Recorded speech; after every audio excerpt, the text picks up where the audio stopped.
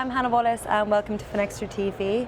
Today we're at Money 2020 Europe, and kindly joining me in the press lounge now is Tracy Davies, President of Money 2020. Hello. Hi. Tracy, thank you for joining us.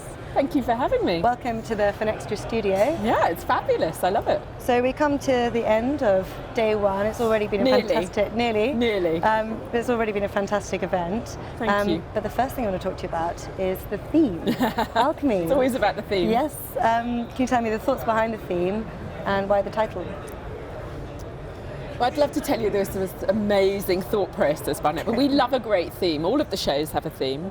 For people who are at our Asia show, we've had space, we had gaming this year, and last year, famously, when we came here, we had circus. The greatest fintech show on earth. Not that we were making any bold claims. So Alchemy, we thought fitted because it was about we're using where money and tech and magic, sort of come together. So it was that real confluence, and I think it follows the sort of trend of the industry really in terms of the sort of ecosystem and partnerships and the way they combine, and then hopefully gold comes out the other end. So it was very creative. You can see how that theme has then come through the show. So look, there's a narrative to it, but we love the shows to just look beautiful, people to have a great time.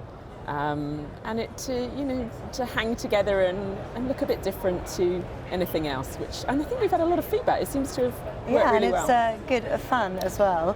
The team come up with them, just to give you, because people always ask me, where do they come from? So they're all sort of crowdsourced, if you like, from our teams, and they get together and they come up with ideas, and then we play with them and we see how they would work. So it all comes from within the team. Well, nice work. So that's the theme. The next thing I want to talk to you about are some of the topics of discussion you're hearing around the floor in the panel sessions. Which ones would you highlight the most?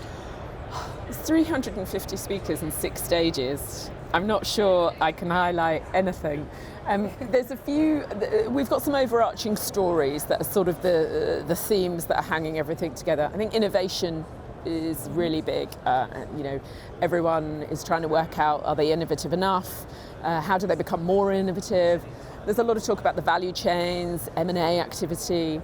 I think there's this, the new term, interoperability, so where AI, cloud, technologies are sort of layering over each other, and the power of that. Open banking continues to be a topic. And then the fifth story that we're really seeing is what we call swim lanes. So where you see companies moving out of their heartland into other areas. Amazon is probably one of the best examples. We've got Patrick Gauthier speaking tomorrow. And where companies who started in one place are moving through other spaces. And we see a lot of those companies moving through the financial services space into payments and beyond. So they're the overarching. I've just come from the main stage where Akshay from SoftBank, I think that was a really hotly anticipated keynote with the Vision Fund and all the investments they're making, but it's hard to pick. I really love the lab stage. If you've been to the lab stage, it's our smaller 250 seats, I think, interactive stage. It's really cool. Plaid was speaking in there today. Great. I'm not going to pick any favourites. It's too hard. I'm looking forward to Patrick Collison from Stripe tomorrow. It's always a big And of course, it's a great opportunity for people to talk about the challenges in the financial services and industry we're seeing today, and how to overcome those challenges. But what do you think are the biggest problems the fintechs, but also the banks, are seeing in today's industry? Wow. Well, look, there are millions of subject matter experts here talking about it, but I think it's the age old that fintechs can be very agile and quick, and they come from a place of seamless customer experience and can scale up their tech stacks very fast, and banks have a lot of legacy systems, and how do they do that? So I think it will be really interesting to listen to Lindsay Argalis from Santander tomorrow. That has been the top search for keynote on our website, and I think because it is about an established brand addressing innovation and innovative ways of working, and so I think a lot of people are really interested about how they're doing that. We saw Ralph Hamers from ING this morning, another example, and we always hear that when BBVA speaks. So I think there are lots of opportunities for banks. They're looking at ways they can work with fintechs, or they can learn from fintechs or partner learning with from each fintechs. other. But it's all about the seamless customer experience and the pursuit of that. I mean, that is whether it's the problem or the opportunity, I guess. Really interesting.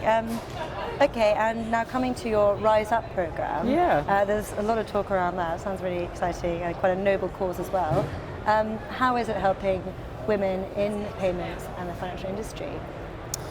Yeah, so, I mean, we set out to do something that was more than another cocktail party for women in fintech. You know, I love a great cocktail party, but I think that we need something more meaningful and something with legacy. And so it's an academy program where they really go through a personal leadership program while they're here. We started it in Vegas, we took it to Asia, we're now taking it around the world. And what we're seeing is it's about those women connecting with each other, and then with the previous alumni, but also to senior folk in the industry. Because I think we're still seeing a situation where maybe, it might be a generalisation, but you know, women seem to spend less time investing in their networks than men. And networks and building networks, as in all businesses, is critical. And I think that is the area that the feedback we've had from some of the Rise Up alumni is that's where we've really helped them, where we've got them connected into networks they didn't previously have, and that is really, really powerful for men and women. But we just find that women maybe do that less, or traditionally have done that less. And you know, so we're really proud of the Rise Up program and what we can do with it. But it is about creating a real legacy, not a talking shop. I think that's really important, certainly to me. We've started with gender, but you know, we've always been very clear that inclusive businesses are better businesses. We've started with gender because there is quite a lot of work to do. So. Fantastic. Well, Tracy, I'll let you get back out there. Thank you. There's a lot of work to be done. And thank you for coming and speaking with me. You're very welcome. Thank you very much.